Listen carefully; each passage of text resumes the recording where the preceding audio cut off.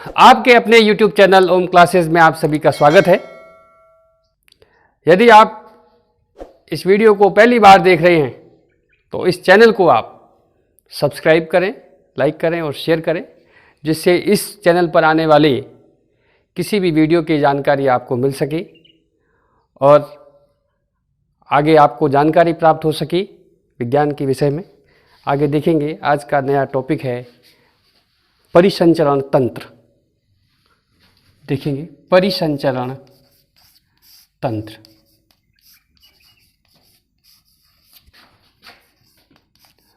परिसंचरण तंत्र में,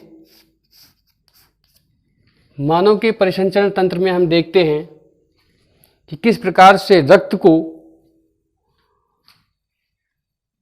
उसके पूरे शरीर के अंदर भेजा जाता है, पुनः हृदय में लाया जाता है, हृदय से वह शुद्धिकरण के लिए फेफड़ों में जाता है और फेफड़ों से CO2 को बाहर निकाल करके पुनः शुद्ध रक्त को पूरे शरीर के अंदर भेजा जाता है। सबसे पहले देखेंगे कि जितने भी कशेरुकी जंतु होते हैं, जितने भी कशेरुकी जंतु होते हैं, उन सभी में चैम्बर युक्त यानी कक्षीय प्रकार का हृदय पाया जाता है। कक्षीय प्रकार का हृदय होता है।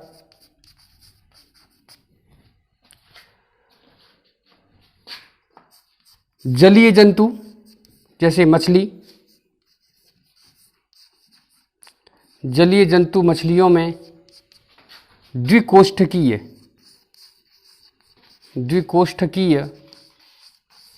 हृदय होता है। द्विकोष्ठकीय हृदय होता है। जबकि उभयचर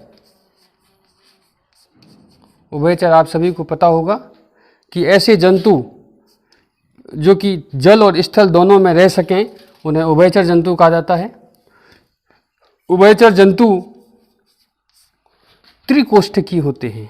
इनमें त्रिकोष्ठकीय होते हैं, जिनमें दो आलिंद और एक निलय होता है। दो आलिंद और एक निलय होता है। उभयचर में यदि मगरमच्छ को हटा दिया जाए तो मगरमच्छ में 4 कोष्ठीय हृदय पाया जाता है। अब पढ़ेंगे मानव, मगरमच्छ,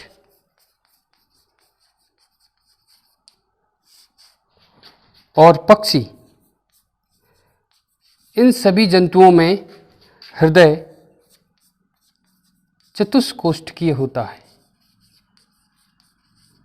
इसमें 4 चैम्बर होते हैं, 2 आलिंद होते हैं और 2 निलय होते हैं। 2 आलिंद होते हैं और 2 निलय होते हैं। आगे देखेंगे हृदय की संरचना। हृदय की संरचना, हृदय की संरचना।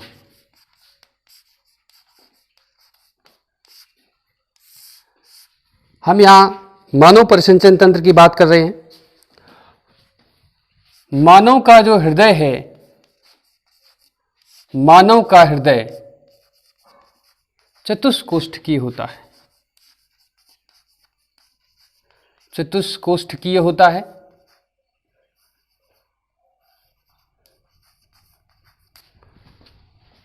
इसमें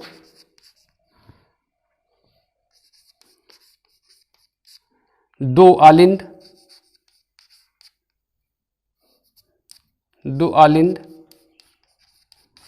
और 2 निलय पाए जाते हैं।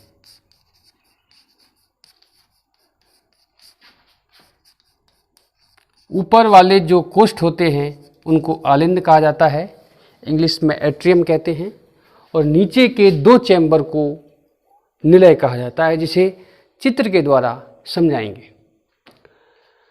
हृदय की संरचना में एक आवरण पाया जाता है जिसे पेरिकार्डियम कहते हैं। हृदय चारों तरफ से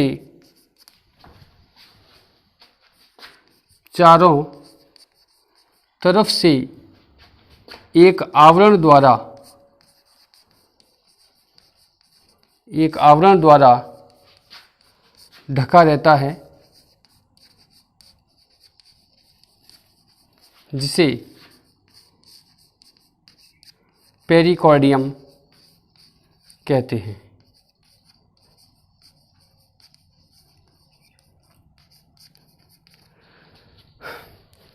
भ्रूण काल में जब मनुष्य भ्रूण की अवस्था में होता है तो हृदय की उत्पत्ति भ्रूण काल में हृदय की उत्पत्ति मेसोडर्म से होती है। ये हमें याद रखने की आवश्यकता है कि भ्रूणीय अवस्था में हृदय की उत्पत्ति किस से होती है? मेसोडर्म से होती है। आगे देखेंगे, जिसे मेसोडर्म से इसकी उत्पत्ति होती है। सामान्यतः हमारे हृदय की संरचना जो है, हृदय की संरचना व्यक्ति के बंद मुट्ठी की तरह होती है। व्यक्ति के बंद मुट्ठी की तरह होती है। बंद मुट्ठी की तरह होती है। जिस प्रकार से हम अपनी मुट्ठी को इस तरह बंद करते हैं तो ऊपर वाला हिस्सा चौड़ा होता है और नीचे वाला हिस्सा सकरा होता है।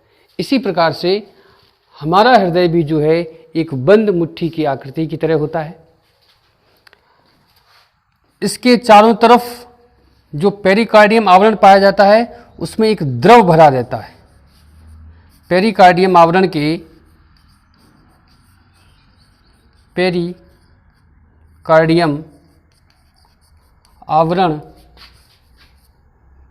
में एक द्रव भरा रहता है। एक द्रव भरा रहता है जिसमें हृदय सुरक्षित रहता है। जिसमें हृदय सुरक्षित रहता है। आगे देखेंगे, हृदय के ऊपर वाले चैम्बरों को, कोष्ठों को, हृदय के ऊपर वाले कोष्ठों को आलिंद कहा जाता है। कोष्ठों को आलिंद तथा निचले कोष्ठों को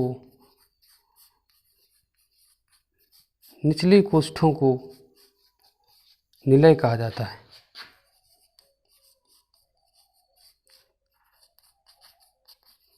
आलिंद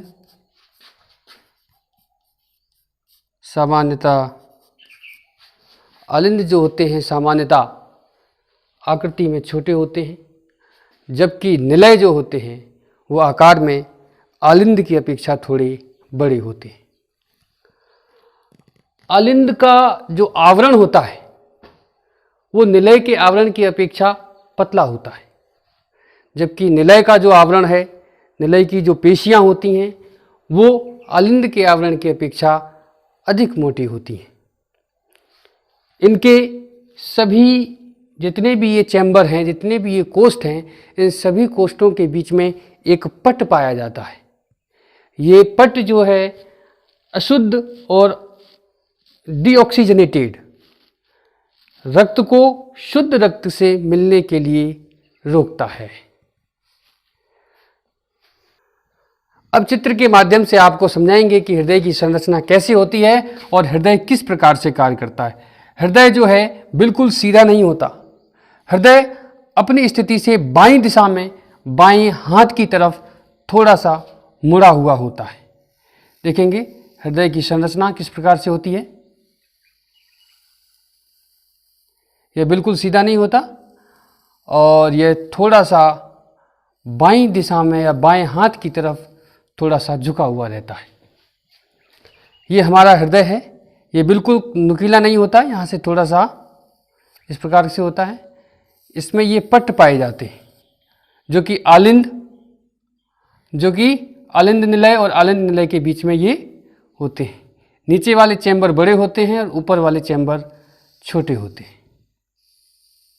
इस प्रकार से आप देखेंगे इन दोनों चैम्बरों के मध्य में एक छोटा सा छिद्र होता है। इन दोनों के मध्य में भी एक छोटा सा छिद्र होता है। इसमें देखते हैं हम, इसे इस प्रकार से देखा जाता है। हमारा दाहिना हाथ इधर है और बायां हाथ इधर है, तो इस वाले भाग को हम बायां कहते हैं और इसे कहते हैं दायां। इसे कहेंगे बायां आलिंद,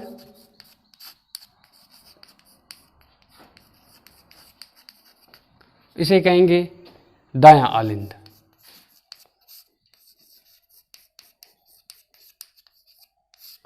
इसे कहेंगे बायां निलय और इसे कहेंगे दायां निलय।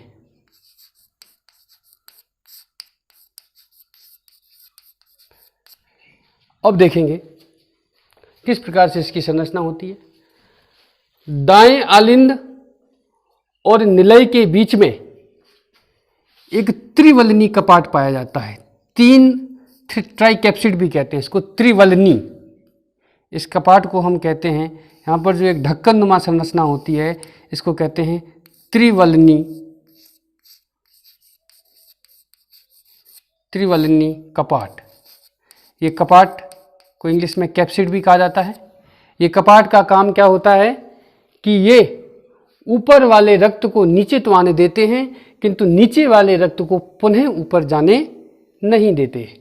इसी प्रकार से बाएं आलिंद और बाएं निलय के बीच में द्विवलनी, इनके मध्य में द्विवलनी कपाट पाया जाता है। इसके मध्य में द्विवलनी कपाट पाया जाता है। द्विवलनी कपाट होता है। इन सभी के बीच में ये एक पट्ट पाई जाती है और इनके मध्य में भी एक पट्ट पाई जाती है।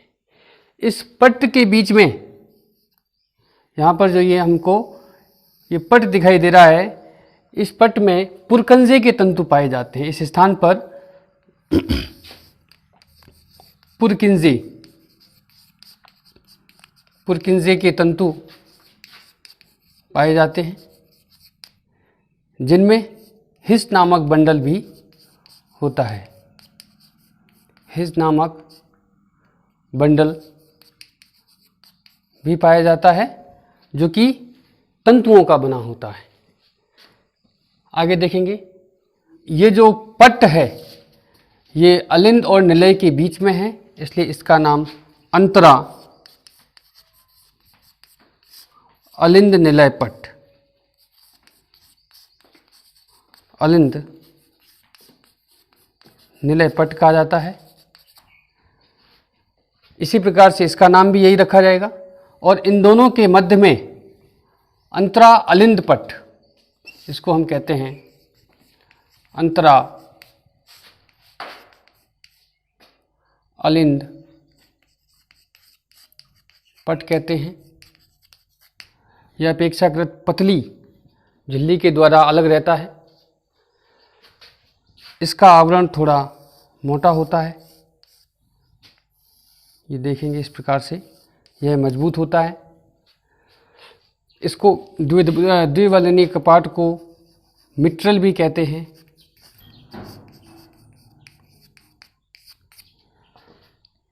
आगे देखेंगे इस प्रकार से इसकी ये संरचना बनी होती है। अब हम इसकी कार्यशैली को पढ़ेंगे कि यह किस प्रकार से कार्य करता है। देखिए, यहाँ पर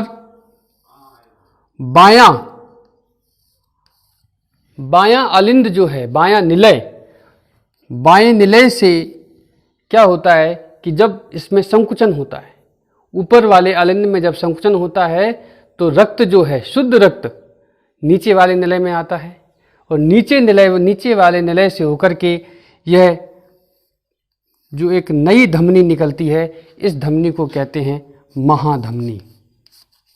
इसे कहते हैं महाधमनी, एरोटा। यह महाधमनी क्या करती है, यहाँ पर भी एक कपाट लगे रहते हैं जो कि रक्त को पीछे जाने से रोकते हैं। यह महाधमनी क्या करती है, हृदय के ऊपर से जाती हुई पुनः पूरे शरीर के अंदर रक्त का संचार करती है और कई भागों में विभक्त हो जाती है। छोटी छोटी धमनियों के रूप में ये कई जगह पर विभक्त हो जाती है और हमारे पूरे शरीर को रक्त प्रदान करती है जो कि ऑक्सीजनेटेड होता है। और जब ये रक्त अशुद्ध हो जाता है, जब इसमें कार्बन डाइऑक्साइड मिल जाती है और अशुद्ध रक्त हो जाता है, तब ये एक शिरा के द्वारा हमारे इस दाहिने अलिंद के अंदर ये रक्त आता है। इस प्रकार से इसमें ये रक्त आता है और इस चैम्बर से, मतलब आलिंद से, यह रक्त कहाँ पर आएगा, इस निलय में आएगा और इस निलय से होता हुआ ये रक्त फुफ्फुस की तरफ जाएगा, हमारे फेफड़ों में जाता है। फेफड़ों में इस प्रकार का जो ये है रक्त का शुद्धिकरण करता है और ये रक्त का शुद्धिकरण करते हुए पुनः जब रक्त शुद्ध हो जाता है तो इस रक्त को इस अलिंद में ले आता है, जहाँ पर ये इस प्रकार से इसका यह चक्र चलता रहता है। इसलिए इस चक्र को कहते हैं दोहरा परिसंचरण तंत्र। दोहरा परिसंचरण तंत्र, दोहरा परिसंचरण तंत्र। दोहरा परिसंचरण तंत्र क्यों कहा जाता है, आप देखेंगे कि रक्त जब पूरे शरीर के अंदर प्रवाहित होता है और प्रवाहित होने के बाद अशुद्ध रक्त और शुद्ध रक्त जो भी है उसको हृदय में 2 बार आना पड़ता है। एक बार तो जब यह रक्त का शुद्धिकरण हुआ तो इस स्थान पर आया, इस स्थान से मतलब हृदय के एक चैम्बर में आ चुका, एक चैम्बर से दूसरे चैम्बर में, पुनः यह अब पूरे शरीर में जाकर के घूमता है और घूम करके पुनः यह हृदय में आएगा। तो इसका मतलब रक्त को पूरे शरीर के चक्कर लगाने के लिए, अशुद्धिकरण से शुद्धिकरण के लिए इसे 2 बार हृदय में आना पड़ता है। इसलिए इस प्रकार के परिसंचरण तंत्र को हम दोहरा परिसंचरण तंत्र कहते हैं।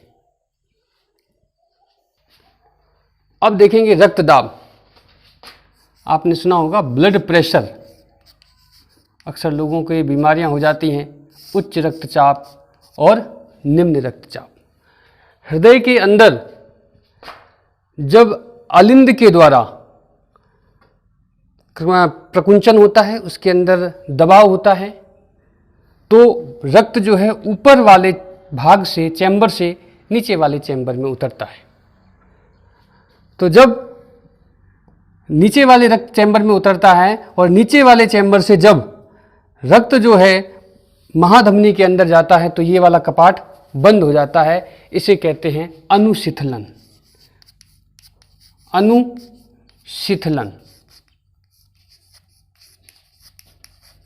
तब हमें लुब की आवाज़ आती है। इस कपाट के बंद होने पर किसकी आवाज़ आती है? लुब की आवाज़ आती है। और शिथिलन होने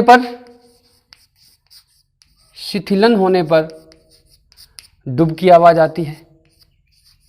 और ये लुब और डुब की आवाज़ जो है डॉक्टरों के द्वारा लगाए जाने वाले स्टेथोस्कोप, और डुब की जो आवाज़ है डॉक्टरों के द्वारा कान में लगाए जाने वाला स्टेथोस्कोप के द्वारा सुना जाता है। स्कोप के द्वारा सुना जाता है, जिसके द्वारा व्यक्ति के अंदर होने वाले नए रोग के बारे में जानकारी प्राप्त होती है, जिसका कि एक चिकित्सकीय क्षेत्र के अंदर काफ़ी महत्वपूर्ण महत्व है। अब देखिए, जब ऊपर वाला भाग अलिंद का दाब डालता है तो रक्त नीचे आता है, और जब नीचे वाला भाग ढीला पड़ जाता है, खुल जाता है, तो रक्त ऊपर वाले क्षेत्र में आ जाता है।